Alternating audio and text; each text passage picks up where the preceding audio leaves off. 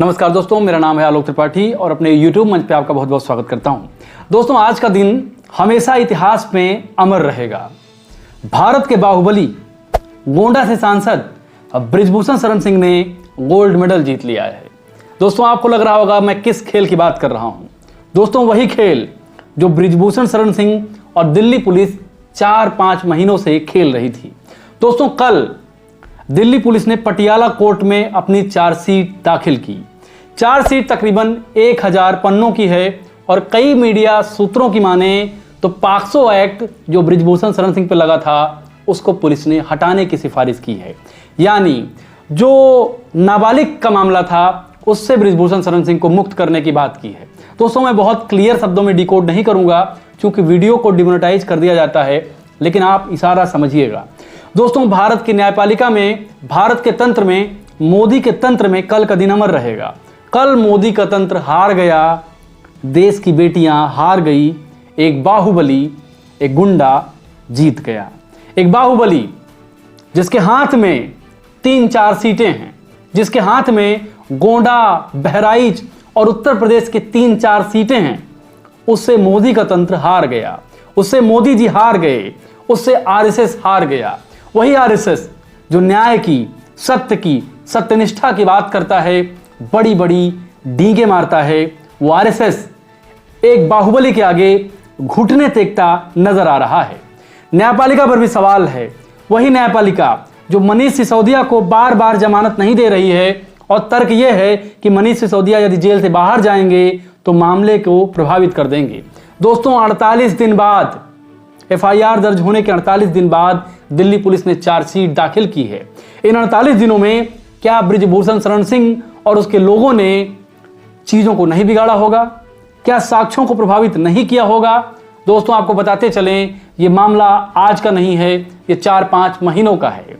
4-5 महीनों का भी ना कहिए, ये मामला है 2021 के बाद का है, जब देश की महिला पहलवानों ने देश के प्रधानमंत्री से बृजभूषण शरण सिंह की शिकायत की थी। मेरे कई वीडियोज इस मुद्दे पर हैं, मैं लिंक डाल दे रहा हूं, ज़्यादा क्लियर तरीके से आप वहां देख सकेंगे। लेकिन इस वीडियो में मैं इशारों में ही बात करूंगा। जैसा कि मैं आपको बता चुका हूं, वीडियो के सेंसर होने का खतरा रहता है।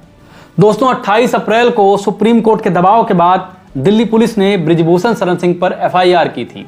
एफआईआर 2 थी, पहली नाबालिग के मामले में और दूसरा बालिग मामलों में।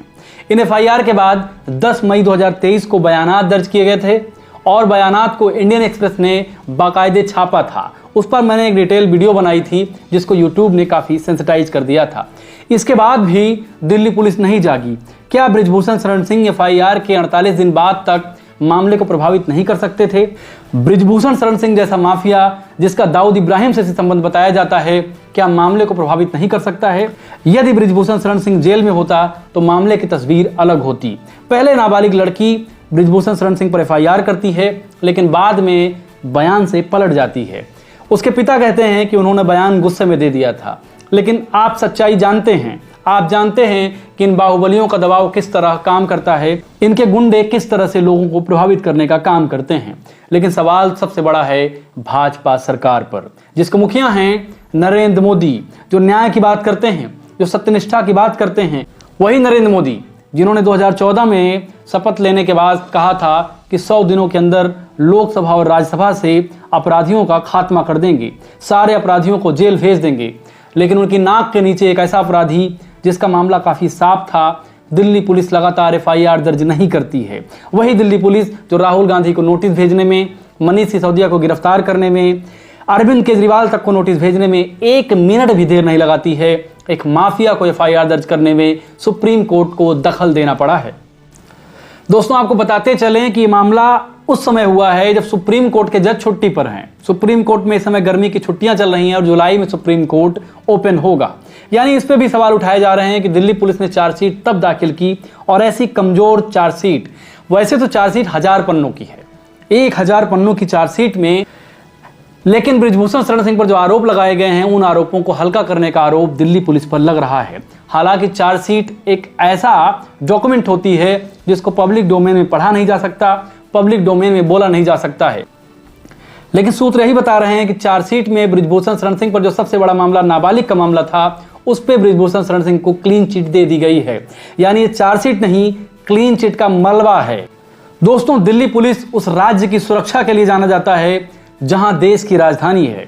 देश विदेश के मीडिया संस्थानों के साथ साथ देश विदेश के एम्बेसडर्स वहां रहते हैं और उनकी जानिब में, उनकी जानकारी में इस तरह के केसेस आते रहते हैं। आप सोचिए विदेशी मीडिया में इसका क्या नज़ारा पेश होगा, विदेशी मीडिया भारत के बारे में क्या सोचेगी। वही मदर ऑफ डेमोक्रेसी जिसकी बात मोदी करते हैं, फादर ऑफ नेशन, और भूल जाते हैं कि उनकी नाक के नीचे ही एक बाहुबली मोदी को नीचा दिखा रहा था, एक बाहुबली भाजपा को बौना साबित कर रहा था, एक बाहुबली आरएसएस के प्रतिज्ञाओं को धता बता रहा था, एक बाहुबली भारतीय संविधान की धज्जियां उड़ा रहा था। लेकिन बाहुबली के पास 3-4 सीटें हैं। आप भाजपा का गमछा लपेटिए, भगवा पहन लीजिए तो आप निर्दोष साबित हो जाएंगे। आपके ऊपर लगे सारे कालिख मिट जाएंगे, वैसे ही जैसे रिन डिटर्जेंट से दाग मिट जाते हैं। दोस्तों, जब इस देश के राजा नरेंद्र मोदी संसद में सिंगोल स्थापित कर रहे थे, उसी दौरान देश की बेटियां सड़कों पर घसीटी जा रही थी और उनका माफिया संसद उद्घाटन में उनके साथ मौजूद था। सफेद पोश माफिया, उस पर कोई सवाल नहीं उठ रहा था और लगभग कानून के जानकार देश के समझदार लोगों को पता था कि दिल्ली पुलिस इस मामले में ढीला रवैया अपनाएगी। आप इमेजिन करिए कि आपके आस पड़ोस में कोई लड़ाई हो जाती है, कोई किसी को कुछ कह देता है और कोई छोटा सा भी आरोप लगा देता है तो पुलिस आपको घसीट कर ले जाती है, आपके साथ बदतमीजी से पेश आती है, आपको टॉर्चर भी करती है। ये इंडियन क्रिमिनल जस्टिस सिस्टम का एक उदाहरण बता रहा हूँ, एक काला अध्याय बता रहा हूँ। लेकिन वही अपराधी यदि सफेद पोश है, उसके पास करोड़ों अरबों रुपए हैं, उसके हाथ में संसाधन हैं, उसके पास लोकसभा और विधानसभा की सीटें हैं, तो उसके साथ ऐसे ही पेश आया जाता है जैसा कि दिल्ली पुलिस बृजभूषण शरण सिंह के साथ पेश आ रही है। आप इमेजिन करिए जिन बेटियों के साथ अन्याय हुआ है, क्या वो बेटियां भविष्य में देश के लिए पदक ला सकेंगी? क्या अन्य बेटियां देश के लिए खेलने की हिम्मत जुटा पाएंगी? सामान्य गांव गिराव की लड़कियां जो पढ़ने लिखने, बाहर खेलने के लिए, अपने सपनों को सजाने के लिए जाती हैं, क्या वो देश की राजधानी के चौखट पर पहुंच पाएंगी? सवाल हम सब पर है। बृजभूषण शरण सिंह के मामले में पटियाला कोर्ट में जो भी चार्जशीट दाखिल की गई है, हालांकि उसको पूरी तरह से एक्सपोज करना कानूनन अपराध भी है, इसलिए मैं उसकी बात नहीं करूंगा। लेकिन दिल्ली पुलिस का रवैया, सरकार का रवैया और कुछ हद तक न्यायालय का भी रवैया बहुत निराश करने वाला है। भारत नामक लोकतंत्र के लिए निराशाजनक स्थिति है। सामान्य तौर पर जब देश के लिए मेडल जीतने वाली लड़कियां सुरक्षित नहीं हैं, तो एक आम शहरी, एक आम लड़की जो देश के लिए सपना देख रही है, अपने परिवार समाज का नाम रोशन करने के लिए दिन रात मेहनत कर रही है, उसके दिल पर क्या बीतेगी? क्या उसका स्वाभिमान बरकरार रह पाएगा? क्या उसके इरादे मजबूत हो पाएंगे?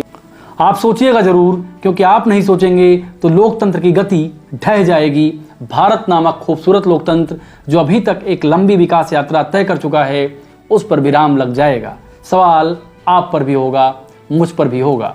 आज का वीडियो कैसा लगा कमेंट जरूर करिए। चैनल पर नए होइए तो चैनल को सब्सक्राइब भी कर लीजिए। नमस्कार।